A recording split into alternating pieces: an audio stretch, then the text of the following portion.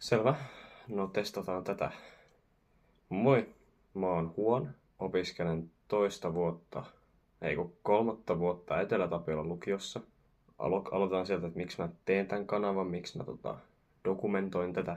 Mä haluan dokumentoida tätä ehkä haluan dokumentoida tätä mun uraa, mitä fiiliksiä nyt tän ikäisenä nuorena mitä kaikkea tapahtuu ja tehdään ja tämmöstä.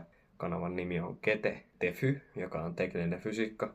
Sitten on mun oma keksimä Teke, eli kemiatekniikka. Ne menee niinku väärinpäin, mutta se on se mun läppä, minkä mä haluan nyt ylläpitää täällä. Tekee tekninen kemian tekniikka on siis se, mihin mä nyt pyrin.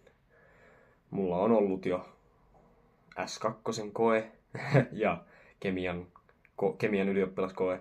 Sain kemiasta E:n, S2 en vielä tiedä mitä saan. Toivottavasti M tai E:n. Tavoitteena on pitkästä matikan kokeesta L. Prelistä sain E:n, eli hyvin pitäisi mennä. Mulla on pitkän matematiikan ylioppilaskoe huomenna. Siihen on lukenut sen verran, mitä olen lukenut. No totta kai vähän nyt kuvata ennen kuin mä menen sinne.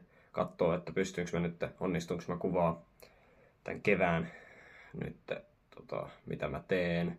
Jos mä nyt onnistun siinä. Asun Leppävaarassa 18.